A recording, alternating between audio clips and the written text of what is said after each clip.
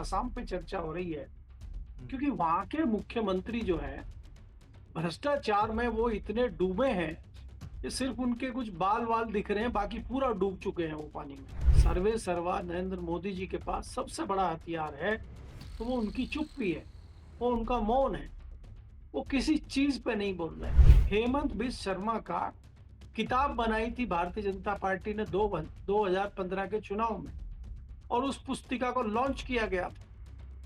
अजीत पवार के जो है चिट्ठे बनाए थे इन्होंने भ्रष्टाचार के, लेकिन वो जैसे ही भारतीय जनता पार्टी में गए वो साधु संत हो गए। नमस्कार दोस्तों, कैसे हैं आप लोग? उम्मीद है आप सभी अच्छे होंगे। नॉर्थ ईस्ट में इस वक्त भ्रष्टाचार की बातें बहुत जोरों से हो रही हैं, और हो भी क्यों ना। असम के मुख्यमंत्री, उनकी पत्नी, जिस तरह से आरोप लगे हैं और जिस तरह से वो घिरे हुए हैं, बौखलाहट साफ तौर से कैमरे के सामने उनकी दिखती है।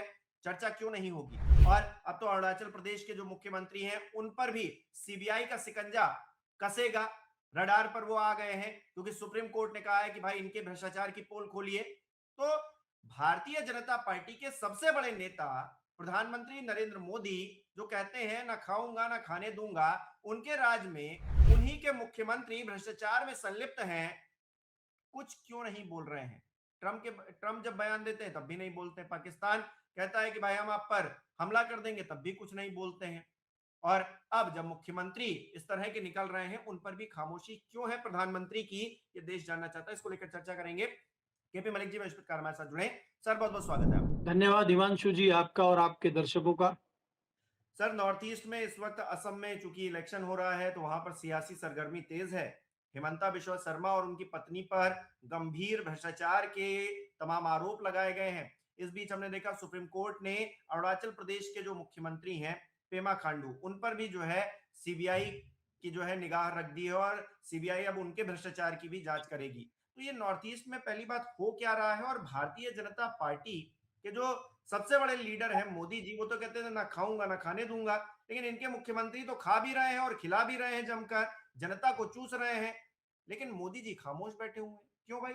देखिए हिमांशु जी, जिस प्रकार से पिछले दिनों से एक फोकस कहीं न कहीं वेस्ट बंगाल के चुनाव पे बना हुआ था, वो फोकस आजकल आसाम के चुनाव पे हो गया है। नॉर्थ ईस्ट पहुंच गए हम लोग, और हम्म। पिछले 2 या 3 दिनों से लगातार नॉर्थ ईस्ट पे चर्चा हो रही है, खासकर आसाम पे चर्चा हो रही है, हम्म। क्योंकि वहां के मुख्यमंत्री जो है भ्रष्टाचार में वो इतने डूबे हैं कि सिर्फ उनके कुछ बाल वाल दिख रहे हैं, बाकी पूरा डूब चुके हैं वो पानी में।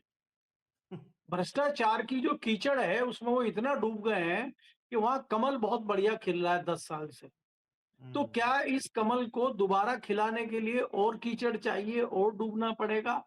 उसकी प्रक्रिया चल रही है। उसी लिहाज से अगर आप देखें, अरुणाचल के सीएम पे जिस प्रकार के आरोप लगाए हैं, एक जनहित याचिका दायर की गई थी, कोर्ट ने उसकी सुनवाई करते हुए सीबीआई को जांच के आदेश दिए हैं। बहुत अच्छी बात है, याचिका भी हुई, कोर्ट ने भी आदेश दिया, लेकिन क्या सीबीआई ईमानदारी से जांच करेगी? क्या हम्म। सीबीआई का ट्रैक रिकॉर्ड इस बात को साबित करता है? ये बात है।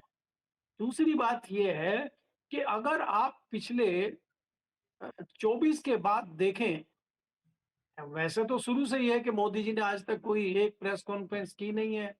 कुछ अपने चुनिंदा पत्रकारों को बुला के वो आम कैसे खाते हैं, थकते नहीं हैं, इस तरह के इंटरव्यूज देते रहते हैं।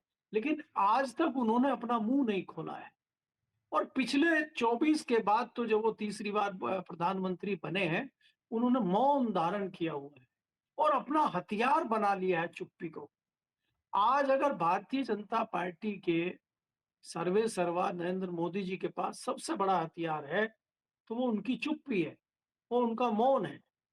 वो किसी चीज पे नहीं बोल रहे। आप देखिए कि दुनिया में कितना बड़ा संकट आया हुआ है, भारत भी उससे अछूता नहीं है, उस पे मोदी जी कुछ नहीं बोल रहे।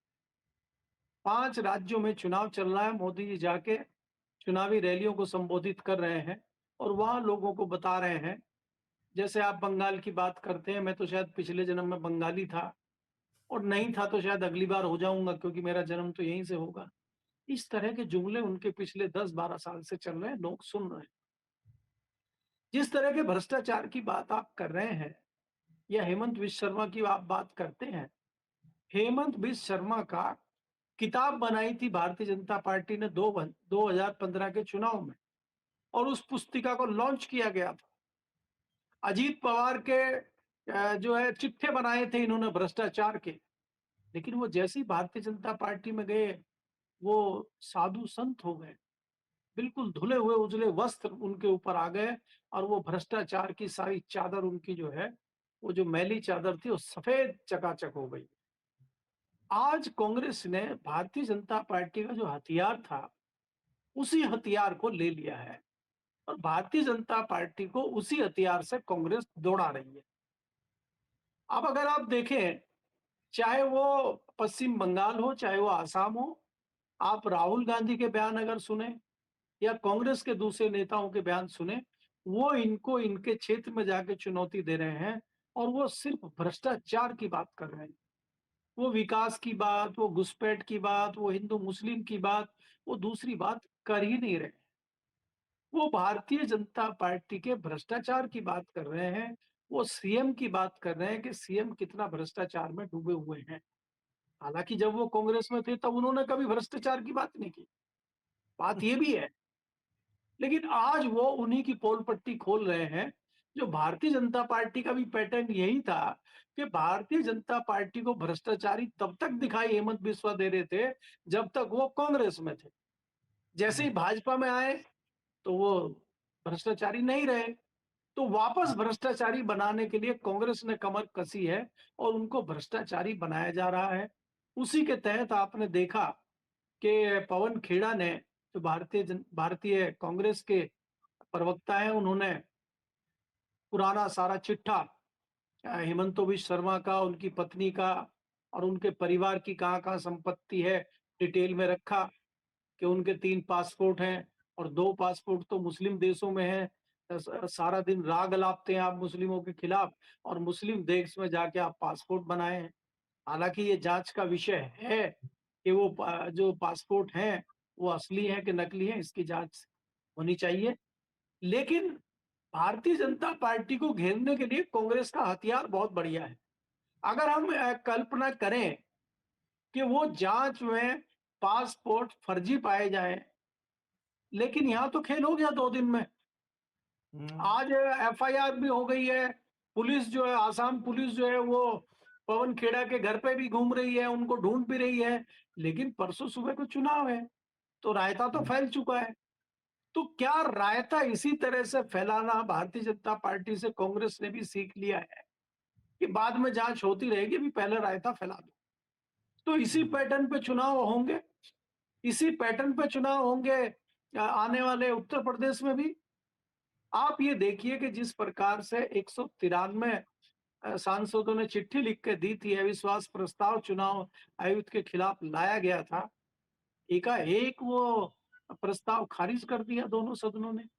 चुनाव से चंद रोज पहले उनको क्लीन चिट दे दी है, यानी कि 193 लोग झूठ बोल रहे थे और 2 लोग सच बोल रहे हैं, या 2 लोग झूठ बोल रहे हैं, 193 सच बोल रहे थे। इसकी जांच कौन करेगा? इन तथ्यों को कौन देखेगा? जनता की अदालत में जवाब कौन देगा? क्या ज्ञानेश कुमार जी वास्तव में ईमानदार रेफरी हैं कि नहीं है? इसका सर्टिफिकेट कौन देगा उनको? मेरे ख्याल से जनता देगी और जनता दे देगी, चाहे वो आसाम हो, चाहे वो वेस्ट बंगाल हो। खैर, दूसरी बात जो आप कर रहे हैं कि जिस प्रकार से अरुणाचल के सीएम के ऊपर आरोप लगे हैं, ये कोई नई बात नहीं है, ठेके पट्टों में इस तरह की गड़बड़ी होती है। लेकिन भारतीय जनता पार्टी में जिस प्रकार से भ्रष्टाचार हो रहा है और प्रधानमंत्री अपना मुँह नहीं खोल रहे हैं, ये दुर्भाग्यपूर्ण है। दूसरी बात आप सीबीआई की कर रहे हैं कि सीबीआई कैसी जाँच करती है, उस जाँच का परिणाम क्या आता है, ये देखना होगा, क्योंकि सीबीआई की साख भी बहुत पहले से गिरी हुई है और इसीलिए इसी कोर्ट ने, जिसने जांच सीबीआई को दी है, इसी कोर्ट ने सीबीआई को सत्ता का तोता बताया था। तो क्या वो तोता ठीक से काम करेगा? ये देखने वाली बात है। जी। अच्छा, प्रधानमंत्री नहीं बोल रहे हैं, लेकिन मोहन भागवत जो है काफी दिनों बाद जो है मथुरा पहुंचे, वृंदावन पहुंचे, संत मलुकदास की जयंती उत्सव में शामिल हुए और वहां एक बात उन्होंने कही अब वो बात जो है बड़ी अखर रही है, क्योंकि वो बात योगी आदित्यनाथ को टारगेट करती हुई है। वो कह रहे हैं कि गौ सेवक बनाओ, गौ हत्या रुक जाएगी। योगी आदित्यनाथ की सरकार को ऑलमोस्ट 10 साल होने को हैं, चुनाव होने हैं कुछ ही महीनों के बाद में। प्रधानमंत्री नरेंद्र मोदी तीसरी बार प्रधानमंत्री हैं इस देश के, और यहाँ गौ सेवक नहीं बन पा रहे हैं। जब शंकराचार्य कहते हैं कि गौ हत्या रुकनी चाहिए तो उनको जो है घेर लिया जाता है, उनसे शंकराचार्य होने के सबूत मांगे जाते हैं, काल नेमी उनको बता दिया जाता है। और यहां पर भागवत जी कह रहे हैं कि गौ सेवक बनाओ तब गौ हत्या रुकेगी। ये योगी जी को समझा नहीं पा रहे हैं इसलिए कह रहे हैं मंच पर, या फिर कोई और खुन्नस निकाल रहे हैं, या फिर वो हाथी के दांत दिखाने की और खाने की और। भागवत जी की पोल पट्टी भी अब धीरे धीरे खुल रही है ना सर, तो क्या वो बात है? देखिए हिमांशु जी, अगर आप देखें, चाहे संघ हो चाहे भारतीय जनता पार्टी हो, इनके जो जुमले पिछले 10 साल से चल रहे हैं, जो इनके चुनावी वायदे, चुनावी जुमले, और ये जो नूरा कुश्ती इनके शब्दों की चल रही है, और वो जनता समझ चुकी है। आप उत्तर प्रदेश की सत्ता में, आप देश की सत्ता में इसलिए आए थे कि आप गौ रक्षा करेंगे, गौ हम्म। माता को बचाएंगे। योगी जी ने आके गौ हत्या पे रोक लगाई, पेपर में लगाई, कागजों में लगाई, लेकिन गौ हत्या पे वास्तव में रोक लगी नहीं है। और हम्म। इसको आप ही के लोग नकार रहे हैं, कई हम्म। विधायक नकार रहे हैं, लोनी का विधायक इस बात को नकार रहा है। पुलिस में भ्रष्टाचार और करप्शन बढ़ा है गौ माता के कटान को लेके, लेकिन हम्म। क्या योगी जी ने कोई एक एक्शन पिछले 10 साल में लिया है? क्या वो बता सकते हैं कि हमने ये एक्शन लिया है? हम्म। बहुत इसको मैं कहूंगा बेमानी है ये मोहन भागवत का स्टेटमेंट कि गो रक्षक बनाइए तभी गो हत्या रुकेगी। गो रक्षक कौन है? गो रक्षक तो गो रक्षक के नाम पे दलाली कर रहे हैं, और जो कसाई है गाय काटने वाला उसके साथ मिल बांट के पैसा कमा रहे हैं। इस तरह की सूचनाएं कई सारी हैं। और तो एक वास्तव गौ में अगर सेवक कोई थे गो यार, रक्षक, मथुरा में गौ सेवक थे तो वो संत, उनको जो है वो तो एक्सीडेंट में मारे गए, वो तो मर इसीलिए गए। मैं कह रहा हूं, ये लोग इसीलिए तो मर रहे इसीलिए मैं कह रहा हूं कि जिस जिस प्रदेश में आप कानून व्यवस्था के नाम पे इतराते फिर रहे हैं, उसी प्रदेश में गो रक्षक को गाड़ी से कुचल के मार दिया जाता है, तो ये तो गो रक्षा हो रही है, और गो हैं। रक्षकों की रक्षा हो रही है, और आप कह रहे हैं कि कानून व्यवस्था उत्तर प्रदेश में बहुत बढ़िया है। और अगर वास्तव में देखा जाए, दुर्भाग्यपूर्ण बात है हिमांशु जी, असली गोरक्षक कौन है? असली गोरक्षक तो किसान है। आप तो किसान को बर्बाद करने पर तुले हुए हैं। हम्म। आपने किसान को खत्म कर दिया है, जो असली गोरक्षक था। अगर आज भी आप जिस प्रकार से कर रहे हैं कि खाली गौ रक्षा करने से नहीं होगा कि आपने गौ रक्षा कर, गौ के साथ आपको बैल की रक्षा भी करनी होगी, और उसकी बैल की रक्षा किसान कर सकता है। किसान को अगर आप ऑर्गेनिक खेती, परंपरागत खेती बढ़ाने के लिए उसकी मदद करते हैं और उसको उत्साहित करते हैं, प्रोत्साहित करते हैं कि आप गौ पालन करिए, आप पशुपालन करिए, आप बैल पालन करिए, आप दीजिए ना भाई। आप 6,000 रुपया किसान सम्मान निधि दे रहे हैं, किसानों का बड़ा सम्मान कर रहे हैं। 6,000 रुपया साल में, तो वो किसान इतना पैसा उसके पास पहुंच गया कि उसको रखने को जगह नहीं मिल रही है किसान को। वो ढूंढता फिर रहा है कि भैया हमारा पैसा कोई रख लो, हमारे पास बहुत ज्यादा आ गया। उस किसान को वास्तव में आप क्या दे रहे हैं? सरकार की कोई ऐसी योजना नहीं है कि आप पशुपालन को बढ़ावा दें। अगर आपको गौ को बचाना है, तो सबसे पहले आपको बैल को बचाना होगा, बैल को संरक्षण देना होगा, और उसको करने के लिए आपको किसान की चौकट पे जाना होगा। खेतों खलिहानों में जब तक किसान के पास बैल नहीं होंगे, ट्रैक्टर का सत्यानाश नहीं होगा, तब तक गौ माता भी नहीं बचेगी। और गौ माता नहीं बचेगी तो बैल नहीं बचेगा, और बैल नहीं बचेगा तो किसान भी नहीं बचेगा। और खेती ट्रैक्टर से होगी, केमिकल से होगी, तो इंसान भी नहीं बचेगा। बीमारियां आएंगी, कैंसर आएगा, केमिकल आएगा, तो सबको बर्बाद होना है। तो ये अच्छा सर, हमें बड़ा, इनका जो बयान है भागवत जी का, मुझे बड़ा बेमानी लगता है और खाली नूरा कुश्ती लगता है। और वैसे भी वास्तव में अगर आप देखेंगे, चाहे योगी जी हो चाहे मोदी जी हो, आजकल भागवत जी को सुन कौन रहा है वैसे? हम्म। जी। अच्छा, कितना कॉन्ट्रोडिक्टरी चीजें हो रही हैं उत्तर प्रदेश के अंदर। एक तरफ केशव प्रसाद मौर्य कहते हैं कि गाय को कोई खरोच भी नहीं लगा सकता है हमारे रहते। उनका ये बयान है, ये हम लोग अपनी तरफ से नहीं बनाया, उन्होंने मीडिया के सामने ये कहा कि कोई खरोच भी नहीं लगा सकता। और इधर भागवत जी कह रहे हैं कि गौ सेवक बनाओ, गौ हत्या तब रुकेगी। यानी कि वो ये मान रहे हैं कि गौ हत्या हो रही है, यानी कि लोनी का जो विधायक कह रहा है वो सही कह रहा है, ये उस बात को मान रहे हैं, प्रूफ कर रहे हैं कि गौ हत्या हो रही है और उसके लिए गौ सेवक बनाने पड़ेंगे। लेकिन केशव मौर्य जैसे गौ सेवक हैं जो कह रहे हैं कि खरोच नहीं आएगी, लेकिन हत्याएं भी हो रही हैं। कुल मिलाकर जो राजनीति चल रही है इन दिनों, वो गाय की कटान नहीं हो रही है और हो रही है। इस बात पे जो है आपस में ही ये लोग जो है लड़ते हुए नजर आ रहे हैं या फिर बयानबाजी करते हुए नजर आ रहे हैं। पहले तो इनको क्लियर कर लेना चाहिए हो क्या रहा है, फिर ये क्लियर करना चाहिए कि इसको रोकेंगे कैसे। नहीं, देखिए हिमांशु, अगर आप देखेंगे ये अलग-अलग बयान हैं, अलग-अलग समय पे दिए गए बयान हैं। इसमें वास्तविक स्थिति क्या है वो हम सबके सामने है। केशव मौर्य जो है वो हवाई बयान दे रहे हैं, उसका कोई मतलब नहीं है, उनको धरातल की जानकारी नहीं है। मुझे लग रहा है कि एक मीटिंग बढ़िया उनको लोनी के विधायक नंदकिशोर गुर्जर जी के साथ बैठ के करनी चाहिए और उन तथ्यों पर डिस्कस करना चाहिए जो तथ्य उनके उन्हीं के पास खेमे हैं। के नेता है सर वो तो वो उन्हीं तो के नेता हैं, उन्हीं की पार्टी का मामला है। वो अपने हाँ, घर में बात नहीं कर पा रहे, दिए के नीचे अंधेरा कर रहे हैं और भाषण झाड़ते फिर रहे हैं।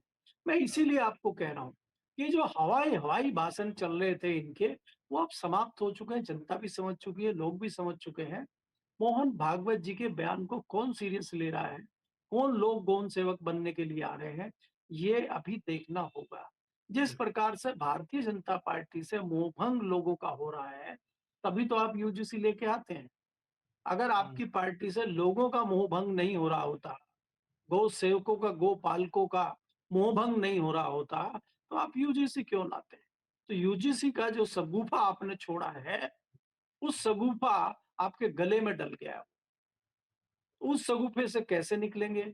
और क्या वो वास्तव में आपको बचा पाएगा? क्या वास्तव में दलित और पिछड़े वोटर को वो भाजपा में ला पाएगा? ये देखना होगा। क्योंकि भाजपा को नुकसान इसी चीज का दिखाई दे रहा है आने वाले चुनाव में कि पीडीए वाला जो मुद्दा है विपक्ष का, और दूसरा जिस प्रकार से आप यूजीसी लेके आए हैं, ये सहारा बनता हुआ नजर नहीं आ रहा है आपको। जो दलित पिछड़ा चला गया है वो वापस भारतीय जनता पार्टी में आएगा, इस पे मुझे थोड़ा संशय है। भारतीय जनता पार्टी नूरा कुश्ती करती रहे, मोहन भागवत जी अलग अलग बयान देते रहे, योगी जी बताते रहे कि गोरक्षा बहुत अच्छी हो रही है। अगर गोरक्षा हो रही है तो फिर मोहन भागवत जी क्यों कह रहे हैं कि गोरक्षक बनाओ? और ये क्या गोरक्षक जो है, ये क्या अग्निवीर आएंगे बन के, या कहाँ से ट्रेनिंग होगी इनकी? तो इसका मतलब मोहन भागवत जी कह रहे हैं योगी जी को कि एक नया ट्रेनिंग इंस्टीट्यूट खोल दो गोरक्षक बनाने के लिए। क्योंकि वो धर्म रक्षक बनाने के लिए तो इंस्टीट्यूट है उनके पास, गोरखपुर में मठ है, बाकी जगह है। तो जहाँ पे आप धर्म रक्षक बना रहे हैं, वहाँ गो रक्षक भी बनाएंगे अब, तो उसके इंस्टीट्यूट भी खोले जाएंगे। अच्छा एक आप और मजेदार शिक्षाओं को बात। बंद करके, आप शिक्षा संस्थानों को बंद करके ये गो रक्षक के इंस्टीट्यूट और धर्म रक्षक के इंस्टीट्यूट खोल दीजिए। शिक्षा की हमें कोई आवश्यकता नहीं है। स्कूल और कॉलेज बंद करके ये इंस्टीट्यूट खोलने चाहिए और इसी पर मोहन भागवत जी और योगी जी जो है रिसर्च करें और लोगों को आगे बढ़ाएं, क्योंकि बाकी चीज की तो हमें जरूरत नहीं है। अच्छा मजेदार बात सर ये है कि ये गौ सेवकों को बढ़ाइए, गौ रक्षा कीजिए, ये सब बातें करते हैं और सरकार प्लान क्या बना रही है, जो गौशालाएं हैं उनको प्राइवेट हाथों में देने का प्लान बन रहा है उत्तर प्रदेश के अंदर। तो ये क्या कर रहे हैं, क्या कह रहे हैं, इनको खुद ही नहीं समझ में आ रहा है। इनकी कथनी और करनी में इतना कॉन्ट्रडिक्शन है कि मतलब लोग भी जो है अपना सर पीटने लगे, इनकी बातें नहीं सुनना चाहते। हिमांशु जी, अंत में मैं इसमें एक बात कह दूं आपको कि जो इनके बॉस हैं, असली बॉस बिल ग्रेट्स, वो ये कह रहे हैं कि गऊ के पाद से जो ब्रह्मांड है उसको बड़ा नुकसान हो रहा है। उसको बचाने के लिए हमें गौ हत्या करनी ही होगी। क्या उसको कभी जवाब देंगे मोहन भागवत जी, योगी जी, प्रधानमंत्री मोदी जी? हम्म। या खाली यहीं जो है मथुरा में और यूपी के अलीगढ़ में गौरक्षक बना के जिंदाबाद के नारे लगाते रहेंगे? असली गौ हत्या कहाँ से हो रही है? असली गऊ को बर्बाद कहाँ से किया जा रहा है? ये तो दुर्भाग्य है हम लोगों का। जिसको हम माता कहते हैं, जिसको हम गौ माता कहते हैं, उसके उसको मजाक का विषय इन्होंने बना दिया है। और अगर कोई सचमुच कोई बात करने की कोशिश करता है, शंकराचार्य जैसा पद पे बैठा हुआ व्यक्ति, उसके साथ आप किस प्रकार से व्यवहार करते हैं, वो आपके सामने है। तो आपकी कथनी और करनी में जो फ़र्क है, वो साफ दिखाई देता है और ये भारत के लिए बहुत बड़ा दुर्भाग्यपूर्ण विषय है, जिस पे जनता को विचार करना चाहिए, आने वाले जो युवा हैं, उनको विचार करना चाहिए। अगर हमारी संस्कृति से गऊ अलग होती है, तो बहुत सारी चीज़ें अलग होंगी। विश्व हमारे लिए क्या करना चाहता है? विश्व के जो तथाकथित ये आज की डेट में सरकार चलाने वाले बिल ग्रेट जैसे लोग हैं, क्या वास्तव में वो हिंदुस्तान का भला चाहते हैं? वो गऊ के पाद से ब्रह्मांड को खतरा बता रहे हैं, तो वास्तव में खतरा है क्या? हमें ये विचार विमर्श करने की आवश्यकता है। जी। बहुत बहुत शुक्रिया सर हमारे साथ जुड़ने के लिए, तमाम बातचीत के लिए। हमारे दर्शक किस तरह से देख रहे हैं इन विषयों को कमेंट करके जरूर बताएं। इस वीडियो को लाइक करना शेयर करना मत भूलिएगा। हमारे चैनल को सब्सक्राइब नहीं किया है तो वो भी जरूर कीजिएगा। आप हमें सहयोग भी कर सकते हैं ज्वाइन बटन पर क्लिक करके। बहुत बहुत धन्यवाद आप सभी का।